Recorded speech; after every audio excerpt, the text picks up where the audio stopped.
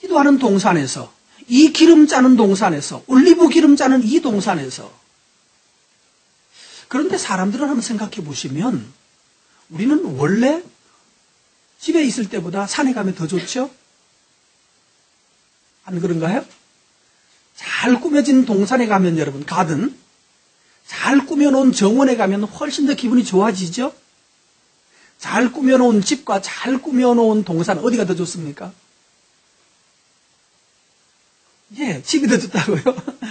둘 다 잘 꾸며놔도 집보다는 밖에 나가는 게 훨씬 더 좋습니다.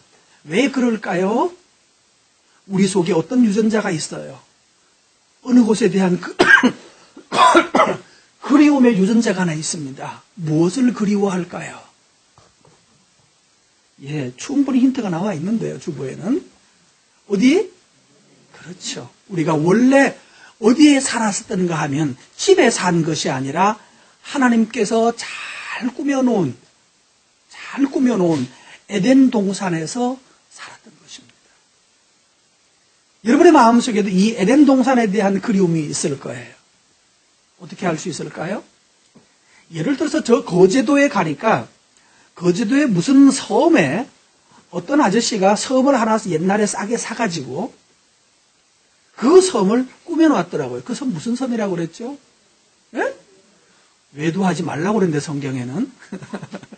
예, 그 외도라고는 바깥섬이라는 외도라는 섬을 만들어 놓고 거기서 이 어른이 거기서 들어가서 일찍부터 섬을 다듬기 시작했어요. 나무를 심고 좋은 나무들을 잘 정비해서 멋진 가든을 만들었어요. 얼마씩 내고 들어가는지 혹시 기억나십니까? 1인당 3만 원이었던가? 예? 2만 원이었나요? 배값 빼고?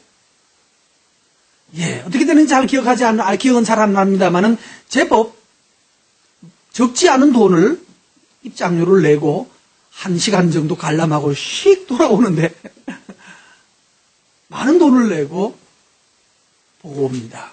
그리고 많이 사진을 찍고 오죠. 왜? 그 외도 예쁜 동산에서 우리는 뭐를 떠올리는가 하면 에덴 동산을 추억하게 되기 때문입니다. 그리고 우리가 나중에 이 세상을 하직하고 하나님께로 가면 예수님이 나서시는 그 새 나라에는 하나님께서 가장 완벽하게 꾸며놓은 정원이 있을 것입니다. 그 정원에서는 생명시내가 흐르고 각종 과일나무들이 24계절, 그러니까 우리식으로 말하면 보름마다 새로운 열매를 맺는 가든이 만들어집니다. 저는 그때 가서 뭐 할까? 목사는 그때는 못 하겠죠? 천국에 들어가면 그때는 목사는 필요 없을 거 아니에요. 저는 하고 싶은 게 있어요. 뭐 할 것 같아요? 낚시? 낚시도 가끔씩 하죠, 그럼 같이. 전 정원사가 되고 싶어요. 나무를 다듬고, 그래서 또 접도 좀 붙여보고 싶고, 저도 농사하고 싶은 마음이 많이 있어요. 근데 농사 지어서 먹고 사는 농사를 하려고 그러면 스트레스 받아서 못할 것 같은데, 노는 농사는 참 재밌을 것 같아요. 그래서 좀 만들고 싶어요. 그러기 위해서, 그때 그 일을 하기 위해서 여러분은 이 세상에 사는 날 동안에 주님과 함께 동산에 올라가는 일이 자주 있기를 바랍니다. 동산에 가시면 여러분의 마음이 평안해지고, 동산에 올라가면 눈이 시원해지고 안정이 됩니다. 그래서 예수 믿는 사람들은 자주, 믿는 사람은 더더욱 자주 고요히 산에 올라가서 고요히 앉아서 있는 것이 필요합니다. 그때 제발 빼야 될 것은 이어폰을 빼셔야 됩니다. 이어폰 빼시고, 어지간하면 나 이제 지금 몇 시부터 몇 시까지 산에 갈 거고, 그때 내가 뭐 꼭 필요하지 않으면 전화 안 켤 테니까 전화 꺼놓고 있을 거니까 걱정하지 말라고. 전화 안 돼도 문제 없을 거니까 걱정하지 말라고. 그리고 아주 중요한 몇 사람에게 몇 시부터 몇 시까지 어떻게 한다라고 딱 사인해놓고 문자 보내놓고 그때부터 전화 좀 꺼버리세요. MP3도 끄고 소리 나는 거 다 끄고, 그리고 손에 성경 하나 들고 올라가서 나뭇잎 바라보고 나뭇잎 냄새 맡고 작게 피어오르는 조그마한 꽃송이들을 꽃을 보면서 너 이름이 뭐니? 라고 물어보세요. 이름이 뭐냐고. 넌 여기서 왜 피어있니? 혼자서. 쓸데없이. 남도 봐주지 않는데. 얘기하십시오. 그러면서 묵상하고 기도하면서 시간을 보내는 시간이 필요합니다. 하나님께서 만드신 정원을 즐겨라.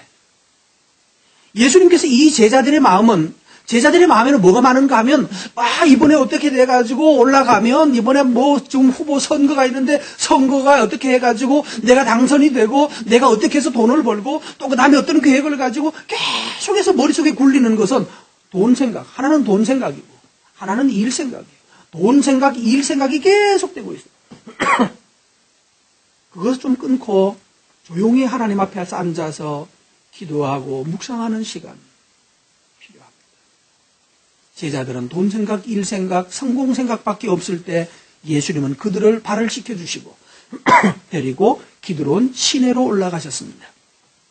자, 여기 동산에 올라가셨는데 이 동산은 바로 에덴 동산을 떠올려 보시면 처음 하나님이 에덴 동산을 만드셨지만 요한계시록에 가보면 뭘 만듭니까? 거룩한 새 예루살렘 성을 만듭니다. 천국을 만드십니다. 동산을 만드셨는데 동산이 천국으로 바뀌어요. 근데 유감스럽게도 천국은 아직까지 오지 않았고 에덴 동산은 지금은 없어져 버렸습니다. 왜 없어졌죠? 에덴 동산을 우리 삶에서 잃어버린 이유가 뭡니까? 뭐 때문이죠? 죄 때문입니다. 인간의 탐욕과 죄 때문에 에덴 동산을 잃어버렸던 이 백성들, 이 사람들을 데리고 예수님은 지금 동산으로 다시 올라가고 있습니다. 우리는 배반의 동산입니다. 에덴 동산을 하나님이 주셨는데 그것을 믿음을 배반해버렸습니다. 바로 이 잃어버린 동산을 찾아가는 방법이 뭘까요? 어떻게 해서 우리의 삶에서 에덴 동산을 다시 찾아낼 수 있을까요? 방법은 뭔가 하면 주와 함께, 제자들과 함께 주님이 주와 함께 동산에 올라갈 때 거기서 여러분은 에덴 동산을 다시 확인하고 찾아낼 수 있게 될 것입니다. 예수님이 잃어버린 에덴 동산을 뭘로 찾아내는가 하면 예수님은 십자가의 피 흘리심으로 십자가에서 우리의 죄를 대신하여 죽으심으로 에덴 동산을 우리에게 다시금 주고 싶어 하신단 말이에요. 그러기 위해서 에덴 동산을 회복하기 위해서는 우리는 예수님과 함께 동산에 들어가셔야 합니다. 자, 예수님과 함께 동산에 어떻게 간다? 이게 조금 어려울 수 있죠. 동산에 들어가려면 꼭 하나 거쳐야 되는 게 있습니다. 자, 우리 1절을 보시면 뭘 하나 건너가야 됩니다. 뭘 건너가야죠? 근데 산에 가다 보면 당연히 우리식으로 또랑이라고 도랑 건너야 되죠. 그죠? 시내도 있죠. 산에 근처에 가면. 그럼 그거 당연한 건데 그거 뭐 건너가라고 말할 필요 없잖아요. 여기 기드론 시내 건너편으로 가셨다. 기드론 시내를 건너가셨다는 얘기예요. 그렇다면 어떻게 건너갔을까요? 자, 여기에 기드론 시내 뭘까? 당연히 있는 시내 뭐 이름까지 써서 놔둔 이유가 뭘까? 왜 이름까지 썼을까요? 이유가 있습니다. 여기 이 기드론 시내라는 말은 기드론에 있는 시내입니다만 이 시내라는 말은 우리가 알고 있는 이렇게 탄천처럼 날마다 물이 흘러가는 이런 시내가 아니고 자, 이거요. 여러분 단어를 알아내실지 모르겠습니다. 이 사회 과목에 나올 텐데 중학교 책에쯤 나올 겁니다. 건조한 지역에서는 사막 지역에서는 비가 올 때는 물이 흐르고 비가 안 오면 그냥 물이 흘러갔던 물 지나간 강의 흔적만 보이는 하천을 무슨 하천이라고 그럽니까? 한국말로 하면 건조 하천인데 영어로는 혹시 뭔지 아십니까? 들어보신 적이 있습니까? 이런 거? 건조 하천. 와디라고 그럽니다. 오디가 아니고 와디라고 그래요. 바로 지금 이 시내라는 시내가 무슨 하천인가 하면 건조 하천이에요. 언제 물이 흐르는가 하면 우리는 여름에 흐르겠지만 이 동네는 겨울에 비가 옵니다. 여름에는 완전히 그냥 40도, 50도, 60도까지 올라가고 건조해지고 겨울에 비가 오는데 겨울에 비가 올 때는 이 도랑이 급류가 흘러요. 막 확 휘몰아치는 급류가 흐르는. 그래서 급류하천이에요. 아이고요. 주보에 다 적어놨는데 물었네. 케이마로스 헬라어로는요. 다시 자 여러분 동산에 들어가려면 한 가지 거쳐가야 될 게 있다고요. 뭘 건너가야 한다? 무슨 시내? 급류가 흐르는 시내를 거쳐가야 합니다. 때로는 어떤 시내를 건너야 되는가 하면 물 없는 시내를 거쳐가야 합니다. 두 가지예요. 물이 흐르면 급류가 흘러서 위험합니다. 물이 안 흐르면 마실 물 한 모금도 없습니다. 우리 인생에 여러분의 삶이 정말 동산으로 들어가기를 원하면 우리 가정이 낙원에 들어가기를 원하면 꼭 거쳐야 될 게 있는데 뭘 거쳐야 된다고요? 위험을 거쳐가야 합니다. 위험을 이기고 급류를 거치고 지나가야 동산에 들어갈 수 있는 거예요. 때로는 물 없는 강을 건너가야 목마름을 지나가야 거기에서 동산을 들어갈 수가 있습니다. 예수를 믿는 거 당연합니다. 예수를 믿을 때 우리가 꼭 거쳐가야 될 것이 뭔가 하면 급류를 한번 휘몰아치는 급류를 건너가야 합니다. 그래야 참된 믿음으로 들어갈 수 있어요. 때로는 물이 바짝 말라버린 그 건조한 하천을 지나갈 때도 있습니다. 하나님이 우리의 믿음의 진보를 위해서 급류를 만나게 하시기도 하고 때로는 뭐도 만나게 하신다? 바짝 마른 건조함을 건너가기도 하십니다. 급류를 만나든지 물 한 모금 없는, 물 한 바가지 구할 수 없는 빈 하천을 만나든지 여러분은 주와 함께 걸어가시기를 바랍니다. 그러면 뭘 만난다고요? 그걸 건너가면 주의 동산에 가든 정원에 이르게 되는 것이에요. 여러분 가정도 마찬가지죠. 우리 살아보면 이거 느끼잖아요. 처음에는 다 결혼식 할 때는 다 어디에 살 것 같았어요? 예? 처음에는 결혼만 하면 바로 뭐가 들어갈 거다? 낙원일 줄 알았죠, 그죠? 결혼하면 바로 낙원인 줄 알아요, 사람들이. 그렇게 속아요. 또 그런 속는 맛도 있어야 살지. 그런데 들어가 보니까 뭐가 나오더라? 갑자기 급류가 휘몰아치는 거예요. 여기 잘못 빠졌다가는 어떻게 되겠다? 시체 되겠다. 그래서 사람들이 하는 말이 뭐예요? 결혼은 뭐다? 후회한다. 결혼하면 후회한다. 아, 혼자 살아. 이게 뭐가 무서워서? 급류를 무서워하는 사람이에요. 근데 저 동강 급류에 가서 돈 내고 급류를 타는 걸 가지고 뭐라고 그러죠? 예?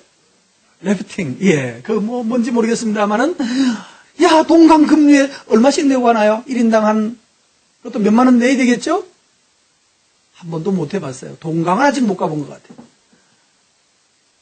여러분, 급류를 휩쓸리면 죽습니다마는 급류를 타면 꽤 재미있는 일이 될 것입니다.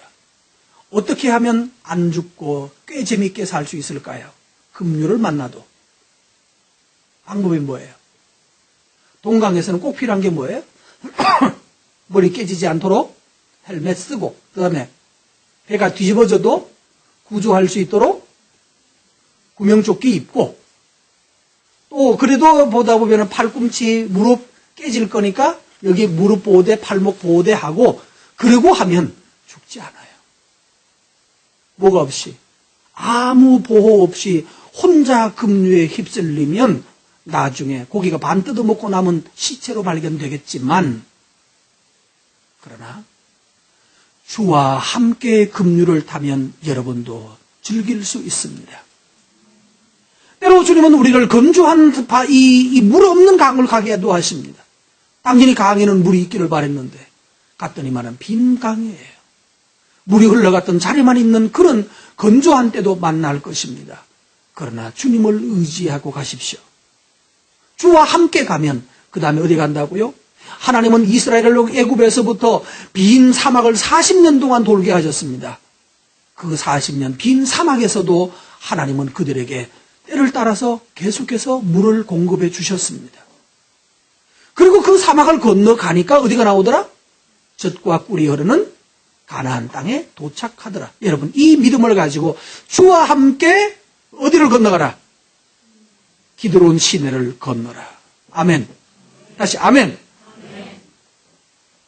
그러면 우리는 나골에 들어갈 수 있는 거예요. 그러면 우리는 파라다이스에 거기에서 주님을 만나게 될 것입니다. 두 번째로 2절 말씀을 보시면 그곳은 어떤 곳입니까? 예, 가끔 예수께서 제자들과 함께 뭐하는 곳? 모이시는 곳이었다. 자, 여기는 가끔씩 이곳에 가셨다는 얘기예요. 이쪽 지역에 오실 때마다 예수님은 거기 가셔서 가끔씩 가서 기도하셨어요. 예루살렘에 오실 때마다 이곳에 가서 밤 되면 이곳에 가서 기도하셨던 곳이에요.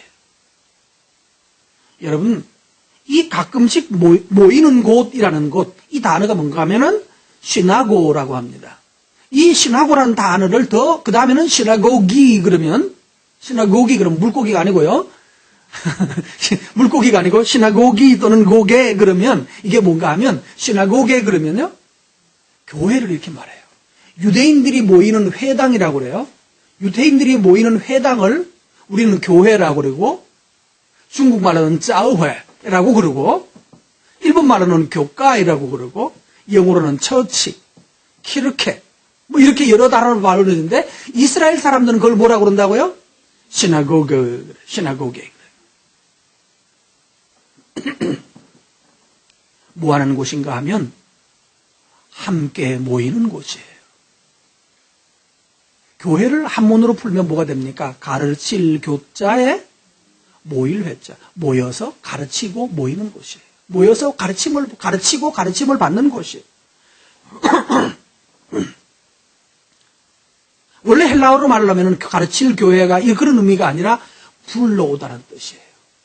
불러오다. 사람들을, 세상에 사는 사람들을 불러서 하나님 앞에 세우는 자리가 바로 교회입니다. 에클레시아. 부르심을 받다라는 뜻이에요. 오늘 여러분은 정기적으로 시나고기에 모여셔야 합니다. 모이시기를 바랍니다. 세상에서 우리 분주하게 살았지만 하나님의 부름을 받아서 교회에 와서 모이셔야 되는 거예요. 그래서 여기는 이 가끔이라고 해가지고 가끔씩 오면 되는구나. 언제 오면 됩니까? 교회 가이들은 부활절날 왜 계란 주니까 또 두 번 잠은 또 더 있어요. 예? 추수감사절날도 오나요? 추수감사절 오면 이제 떡 주겠죠. 또 한 번 더 있는데 그러면 예? 성탄절날. 예. 우리는 옛날에는 저희들이 어릴 때는 성탄절날, 부활절날 교회 오는데 특별히 있어요. 가자고 해도 안 오던 녀석들이 그날 되면 내일 교회 가는 날이지 그러면서 시간 찾아와요. 그래서 옛날에 하도 얄미워서 제가 하나 따돌렸어요. 아니야. 근데 그게 이 목사가 되고 나니까 이게 큰 죄가 됐네요. 하고 놈은 평소에는 죽어도 안 가는 놈이 성탄절 되면 교회 가는 날이지 그러면서 교회 가겠다고 그래요. 그럼 윤모모신데 우리 옆집에 살던 애였는데 얄미워서 아니라고 따돌렸어요. 이래서 목사가 그 부흥을 못 시키는 모양이에요. 떡 먹으러 온 애도 부르고 선물 받으러 온 애도 부르고 다 불러 모아야 되는데 말이에요. 자, 성도 여러분, 교회는 가끔 가면 은혜도 가끔 받습니다. 그러면 인생이 겨우 사는 거예요. 여러분, 가끔 모이지 않고 여기 예수님 다른 성경에 보면 예수님이 예루살렘에 가실 때는, 예루살렘 쪽에 가실 때는 꼭 여기에서 습관을 따라라고 말해요. 습관을 따라 이게 찾아가셨어요. 그게 습관이었다고. 이 산에 올라가시는 것이 습관이었어요. 여러분, 하나님께 나아가는 것이 여러분의 삶의 당연한 습관이 되시기를 바랍니다. 그러면 우리 삶이 달라져요. 이 시나고기를 영어로는 뭐라고 표현하는가 하면 리조트라고 그래요. 요즘 어디 가면 리조트라는 거 많이 있죠. 그 무슨 날 되면, 빨간 날 되면 미리 가가지고 하룻밤 놀다가 오는 곳 리조트지요. 이런 리조트예요. 여러분이 세상에서 분주하게 살다가 주일날 되면 이 맑은 샘 리조트로 오시기를 바랍니다. 그러면 우리의 삶이 달라져요. 오늘 그래서 여러분 특별히 이번 주 금요일 날 저녁 9시에는 맑은 샘 리조트에 꼭 오시길 바랍니다. 왜냐하면 그날이 예수님이 죽으신 날이거든요. 그래서 좀 그래도 나도 예수 좀 믿는다 하는 사람들은 그날 보통 점심을 금식하거나 아침 금식은 원래 안 먹는 거라서 이게 금식인지 아닌지 잘 모르겠고, 하여간 한 끼는 기본적으로 금식을 합니다. 그래도 나 같은 경력이 이 정도 되면 좀 세다는 사람은 일주일 내도록 한 끼를 금식합니다. 여러분, 이런 일도 본받을 만한 일입니다.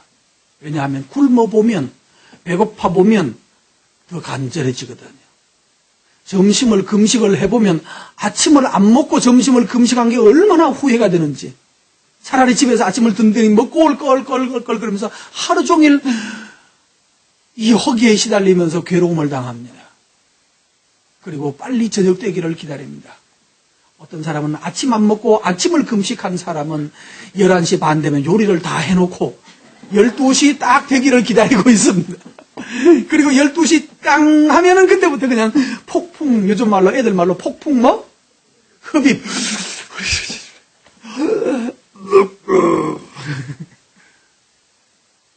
왜? 한 끼를 우리가 금식을 해보면 얼마나 먹는 것이 간절해지는지. 그래서 그 고난받으심이 죽는다는 것이 얼마나 고통스러운지 한 끼 금식도 못하는데, 예수님은 언제 잡수셨는가 하면 마지막 성금요일날 저녁밤, 목요일날 저녁이죠? 목요일날 저녁에 최후의 만찬 하시는데 밥을 막 먹다가 예수님 뭐 하셨다고 그랬죠? 제자들, 그 다음 밥을 먹었어 안 먹었어요? 계속요. 그때부터 설교했어요. 여러분 설교를 안 해보시고 그랬죠? 설교 한 2-3시간 하고 나면요, 칩니다. 진이 다 빠집니다.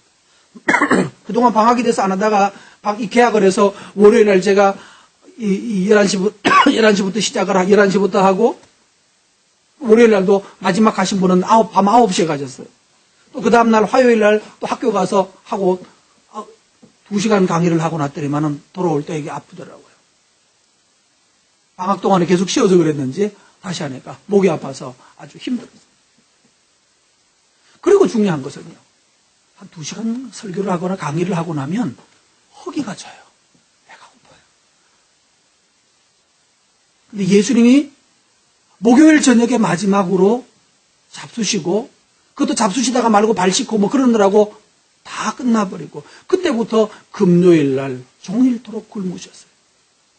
잡수시지 못했어요. 그러면서 가만히 앉아서 누워서 잡수시지 않은 정도도 아니라 밤새도록 끌려다니면서 재판을 받고 십자가를 메고 골고다산까지 걸어 올라가셔서 고통당하시다가 오후 3시에 운명하셨습니다. 아침 9시부터 오후 3시까지 6시간 동안 십자가에 달려 계시다가 운명하셨어요. 여러분, 이 동사는 그래서 중요한 것입니다. 주님과 함께 모이고 주님과 함께 한 자리에서 있는 거죠. 이렇게 동산에 모인 자들을 주님이 이렇게 말씀하십니다. 9절 말씀에 가보실까요? 읽습니다.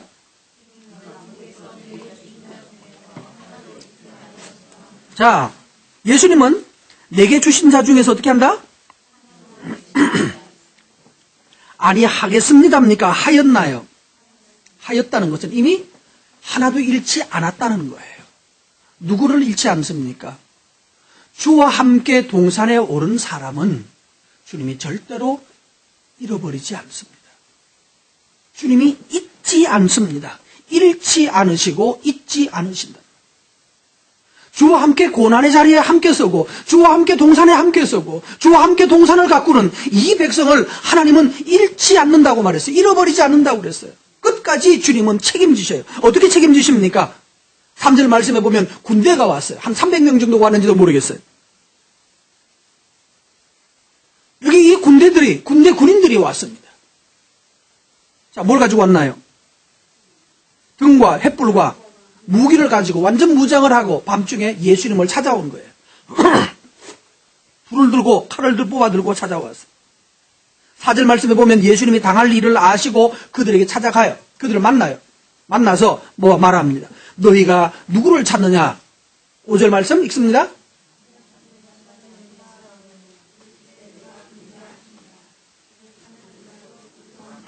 내가 그다라고 하니까 6절 말씀이에요.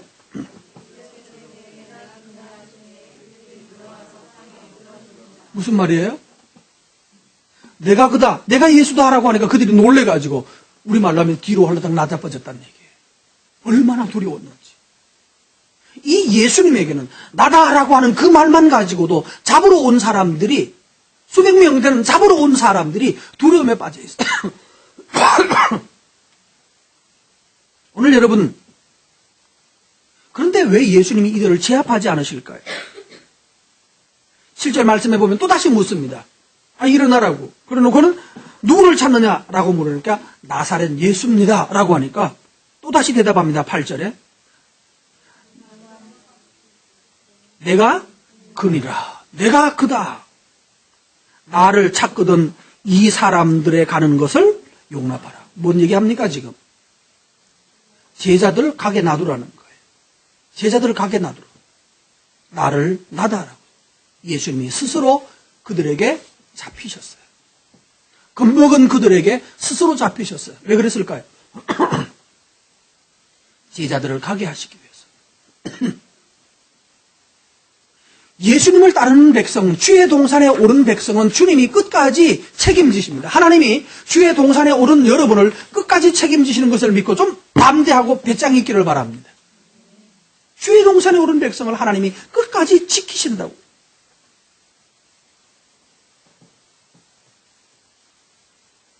9절 말씀에 다시 보시면 내게 주신 자 중에는 하나도 뭐하지 않는다? 잃지 않는다. 하나도 잃어버리지 않는다. 라고 하신 말씀을 응하게, 말씀이 성취되게 하셨어요. 하나님은 여러분을 잃지 않으신다고 말씀하시면서 이 말씀이 여러분에게도 성취되기를 바랍니다. 주의 동산에 오르십시오. 주님과 함께 거하십시오. 주님이 여러분을 지켜주시고 인도하셔서 다시 비겁한 도망자가 아니라 용맹한 하나님의 사람으로 세워주실 것입니다. 주와 함께 이 보통 세상 나라는 이렇게 자기 왕이 위험해지면 보통 어떻게 합니까?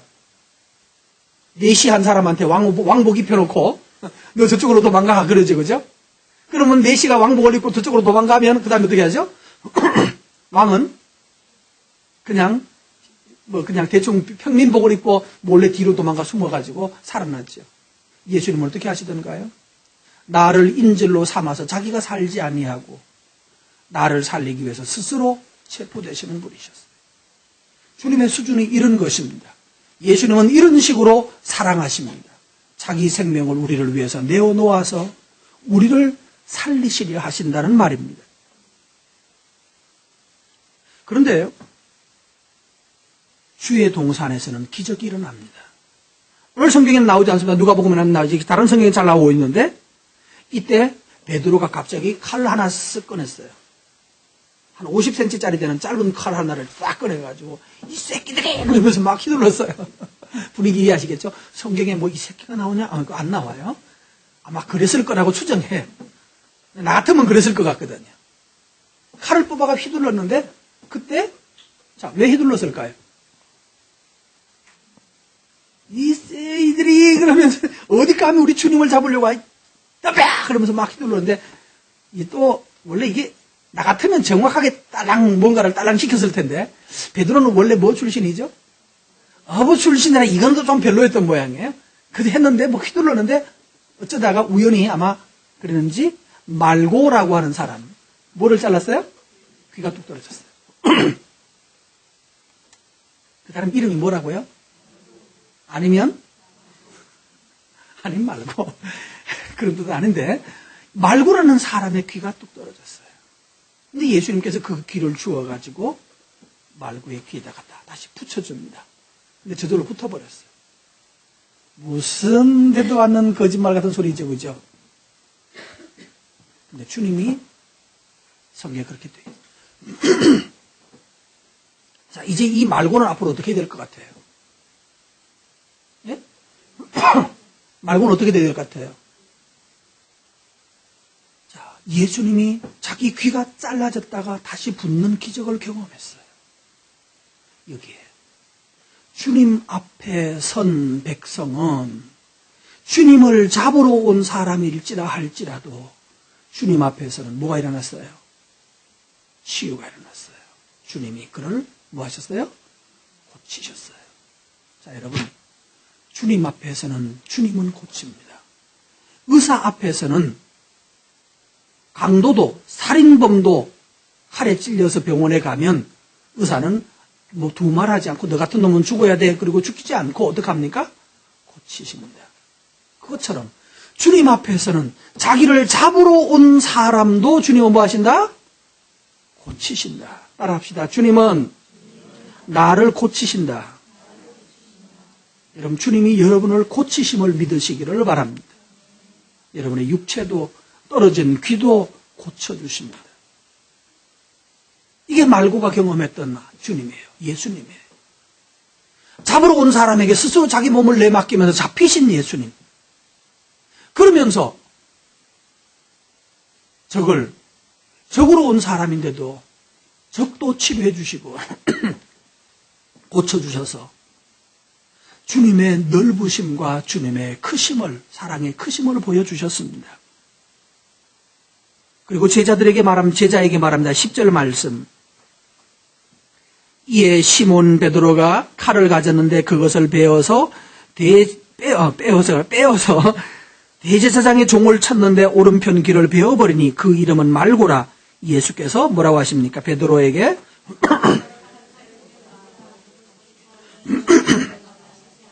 칼은 어디에 있어라? 자, 여러분 따라합시다. 칼은 칼집에 있어야 폼난다. 칼을 빼고 있으면 어떻게 되죠? 우리말이 칼을 뺐으면 뭐라도? 왜 호박을 왜 잘라요? 칼을 뺐으면 호박이라도 잘라야 되는 거예요. 맞아요. 빼면 잘라야 되는 거예요. 그런데 칼을 멋있는 왕이 가지는 보금 있잖아요. 보금을 짠 폼날 꺼내가지고 씩 하다가 호박 자르고 다시 넣으면 이거는 뭐죠? 예? 이거 왕의 채통이 뭐가 됩니까? 그래서 칼은 어디에 있어야 한다? 보금은 꺼내서 휘두르는 용이 아닙니다. 검은 꺼내서 휘두르는 그런 것은 검이 아니에요. 왕의 보금에 피를 묻히면 그게 보금입니까? 따라합시다. 칼은 꽂아두어라. 여러분도 칼은 꽂아두고 있어야 됩니다. 시도 때도 없이 마누라한테 칼 뽑아드는 사람, 그거는 뭐죠? 호박 베는 것보다 더 못난 사람이에요. 시도 때도 없이 자기 권력을, 불의한 일에 권력을 휘두르는 사람, 불쌍한 사람이에요. 우리나라 지금 뉴스에 지금 많이 나오는 얘기 있죠. 어떤 장군은 옛날에 쪽팔린 짓을 했어요. 자기가 장군이 되고 사단장이 됐는데 그 사단장이 된 그 힘을 이상하게 땅 사는 데 썼어요. 그렇죠? 자기 지위를 가지고 자기가 무슨 그땐 차관이 아니지, 어느 원주에서 뭐예요? 원주지청에 검사를 하고 있을 때, 이제 검사인지 판사인지 모르겠습니다만, 거기 하고 있을 때에 어떤 그 동네에 사는, 뭐라 그러네? 건설업자 어떤 녀석이 자기 검사님 모시겠다고, 판사님 모시겠다고, 지검장님 모시겠다고, 그러면서 모시고 가갔는데, 거기 가서 온갖 더러운 짓을 했어요. 그리고 역시 권력이 있으니까 좋거나, 그리고 돈 받아 먹고 나왔겠죠. 그리고 세월이 좀 지났어요. 그동안에 얼마나 불의한 짓을 많이 했겠습니까만은, 어쨌든 세상은 역시 권력을 모든 걸 감춰줘요. 그리고 마지막에 이번에는 뭐가 됐어요? 차관이 됐어요. 차관이면 장관 다음이고요. 조금 있다가 앞에 있는 장관이 갑자기 무슨 일 나가지고 띡 날아가면 그 다음에 누가 됩니까? 차관이 이제 장관 되는 거예요. 공무원이 올라갈 수 있는 최고의 지하 자리까지 올라간 거예요. 차관이 됐는데 문제는 옛날에 있었던, 십수년 전에 있었던 CD 한 장이 나와가지고, 그것 때문에 어떻게 했죠? 집에 가서 뭐 하셔야 돼요? 집에 가서 뭐 해야 돼요? 나 부인한테 더럽게 뜯기고, 걸레 씻어와. 네. 설거지 해. 네. 살림은 주세요. 집에 가서 또 큰 소리 칠까요? 이제는 큰 소리 쳐도 안 먹혀요. 새끼가 이러면 어떡해, 여자가, 부인이. 뭐라고 그랬죠? 목사님 욕잘한다 그랬죠? 뭐예요? 이게 뭐예요? 칼은 뭐해라?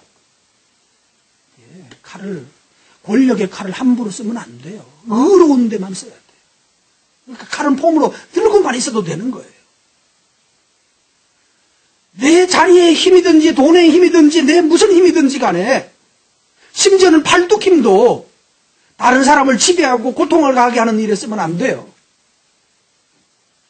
근육도 제일 폼날 때가 언제인지 아십니까? 남자들 이렇게 여름에 수영장에 가서 딱 벗고 갑자기 딱 힘을 주는데 울퉁불퉁 그러면 우와 이러죠. 우와 그러잖아요. 그때 하면 보이고 마는 거예요. 대신에 또 뭐 할 때입니까? 이거 좀 옮겨주세요. 그럴 때 그냥 이렇게 제가 쌀 한 2푸대 정도 한꺼번에 버쩍 들어가지고 저쪽으로 딱 갖다 놓을 때 그때 쫙 나오는 그 근육 있잖아요. 예? 그런데 무슨 쌀 한 푸대 옮겨달라고 이거 나는 못한다고 허리 부러진다고 그러면서 한 번 삐끗하면 큰일 난다고 그러고 이러면서 그냥 뭐 사리고 사려가지고 결국 부인이 늦바가지 퍼내고 본인이 끌고 가가지고 갖다 놓고 그러면서 와 우리 엄마 누나 대단하다 이러고 인조자라는 인생이 되는 거예요. 칼은 언제 써라? 칼은 칼집에 꽂아요. 의로운 일을 위해서 자기의 힘을 써야 되고 의로운 일을 위해서 자기의 권력을 사용해야 되는 거예요. 자기 배를 불리기 위해서 자기 폼나게 하려고 하면 그것이 나중에 반드시 뒤통수를 치게 된다는 말이에요. 이거 우리는 텔레비전에서 날마다 보면서도 우리는 또 그렇게 따라가요. 그래서 누구와 함께 동산에 올라가요? 주님과 함께 동산에 서서 계신 거 봐야 돼요. 주님은 자기 사람을 지키기 위해서 스스로 나다 그러면서 제자를 지키기 위해서 자기가 스스로 책임지고 나가시는 그런 주님 모습 보셨잖아요. 가정을 책임지기 위해서 내가 책임자라고 나 잡아가라고 말씀하는 그런 남편의 모습을 보여야 되고 내 잘못이라고 책임지는 자세히 이 모습을 보여야 합니다. 이건 절대로 내가 그런 게 아니고 우리 마누라가 그랬다고. 누가 이렇게 말했어요? 누가 이렇게 말하다가 망했죠? 아시인 한 사람인데 제일 처음 우리 조상이 그랬어요. 뭐라고 그랬어요? 내가 그런 게 아니고 이 마누라가 먹으라고 그래가지고 안 먹는다고 그러는데 먹으라고 그래서 어쩔 수 없이 먹고 근데 그것도 다 먹은 것도 아니고 먹다가 걔가 걸렸는데 그냥 보라고 이거 달려있다고 아직 뱃속에 안 들어갔다고 나 죄 없다고 용서해달라고 그러죠. 그래서 이걸 뭐라고 그러는지 아세요? 나는 없어 그랬어요. 여러분 보세요. 난 안 먹었거든. 여기 있는 사람들 다 뭐 하는 거예요? 목구멍에 걸렸는데 남자들은 그것까지 안 먹었어요. 여자들은 다 들어갔죠. 뱃속에. 다 들어가서 여자들은 배가 커지는 거예요. 자꾸 나이가 들수록. 하도 많이 들어가서. 남자는 여기 다 걸렸어요. 그런데 걸렸건 말건 간에 누구 책임으로 돌렸어야 한다? 예수님은 누구 책임이다? 예수님은 이 사람들을 보내주라고. 내가 책임지겠다고 그랬어요. 집안에서 여러분 동산에 올라가려면 시내를 건너야 되고 시내를 건너서 동산에 들어가면 주님이 여러분을 책임지시고 인도하십니다. 예수님은 베드로도 칼을 빼고 휘둘렀던 베드로도 살려주셨고 귀를 다시 붙였던 말고도 살아났습니다. 만약에 예수님 말고의 귀를 붙여주지 않았다면 어떻게 됐을까요? 잘했어. 그랬으면 누구도 같이 잡혀가야 됩니까? 아마 그 다음에 2차적인 반응으로 베드로가 칼을 휘둘렀는데 한 사람 귀가 떨려서 피! 그러면 그 다음에 누가 덮쳤을까요? 로마의 군인들이 창으로 베드로를 아마 한 5대는 한꺼번에 찔렸을 겁니다. 근데 예수님이 그걸 다시 붙여줘서 이게 없던 일로 되어버렸어요. 대신 책임지셨어요. 죽음에 직면한 베드로도 살려주시고 잡으러 온 말고도 귀를 다시 붙여주셨어요. 아무도 상하지 않았어요. 예수님 앞에 서면 누구도 상하지 않습니다. 여러분, 주님과 함께 동산에 들어가십시오. 주님과 함께 기드론 시내를 건너십시오. 그러면 여러분 가정의 낙원, 정원, 동산이 될 것입니다. 여러분 가정이 동산이 될 것입니다. 여러분의 직장도 여러분으로 말미암아서 낙원이 되어야 합니다. 예수님 모시고 그 직장에 같이 들어가십시오. 거기서 주를 섬기고 주님을 따라서 섬기고 사랑하면 여러분이 사는 모든 곳이 낙원이 될 것입니다. 사람들 칼 휘둘러서 새끼들 내가 다 죽인다고 이렇게 말하지 말고, 용서하지 않는다 이렇게 말하지 말고, 여러분 칼을 꽂아두십시오. 그리고 가장 의로운 일에만 여러분의 힘을 사용하십시오. 주의 은혜가 여러분에게 있기를 축복합니다.